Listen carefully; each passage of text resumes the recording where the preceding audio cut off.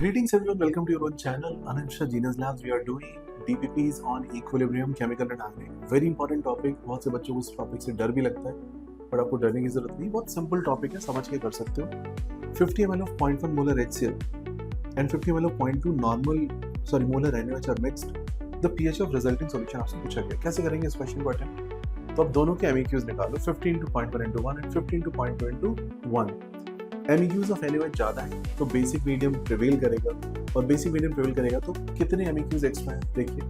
15 into 0.2 is how much? 10 units, और यहाँ पे 5 units है. So we can write 10 minus 5 divided by total volume is 100 ml. So 10 minus 5 by 100 करोगे तो 5 by 100 हो जाएगा, which is 5 into 10 raised to the power minus 2, यानी कि 0.05.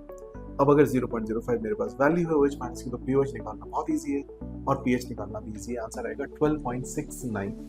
कर पाएंगे? Minus log OH minus is pOH and pH is 14 minus that value. Question number 5. Kc for reaction AgCN2 minus gives Ag plus 2Cn minus. The equilibrium constant is 4 into 10 raised to the power minus 19. Then the silver ion concentration in a solution which was originally 0.1 molar KCN and 0.03 molar AgNO3. अब देखो इसमें ऐसे question में क्या है, complexation वाले question है. यहाँ पे 2-3 बातें मैं बताना चाहूँगा. पहला, किसी भी कॉम्प्लेक्स का डिसोसिएशन हमेशा क्या होता है, लेस होता है, राइट. वो 10 रेज़ टू पावर नेगेटिव में जाता है, और किसी भी कॉम्प्लेक्स का फॉर्मेशन हमेशा पॉजिटिव होता है.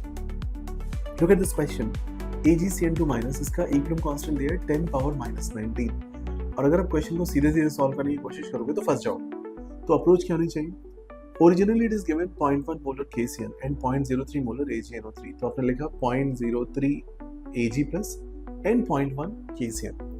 अब रिएक्शन अगर बैकवर्ड जाएगी तो बताओ कौन सी चीज जीरो हो जाएगी, almost Ag plus almost nil के बराबर हो जाएगा. एज पर द क्वेश्चन आपको चाहिए Ag प्लस का कॉन्सेंट्रेशन. मैं मान लेता हूँ Ag plus, but what will happen to Cn minus? जितना भी Ag प्लस कंज्यूम होगा उसके करस्पॉन्डिंग आप Cn माइनस को प्रेडिक्ट कर सकते हो, which will be how much?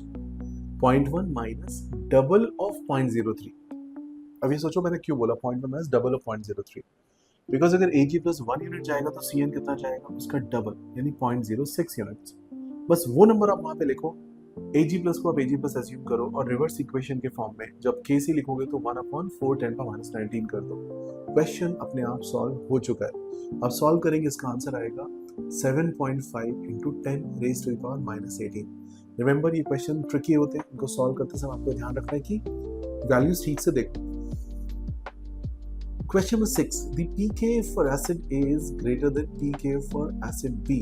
The strongest acid is. Remember, acid A और acid B जिसका pK ज्यादा होगा उसका K कम होगा, because pK is minus of log K and log एक प्रोग्रेसिव फंक्शन होता है, इंक्रीजिंग फंक्शन होता है. तो अगर pK का वैल्यू किसी के लिए भी ज़्यादा है तो उसका log K वैल्यू कम होगा, यानी K वैल्यू कम होगा, यानी कि वो लेस एसिडिक होगा. तो ज़्यादा एसिडिक कौन सा हुआ, बताओ आंसर क्या होगा इसका? Option is B. Thank you so much for watching this video. Keep liking, subscribe and share.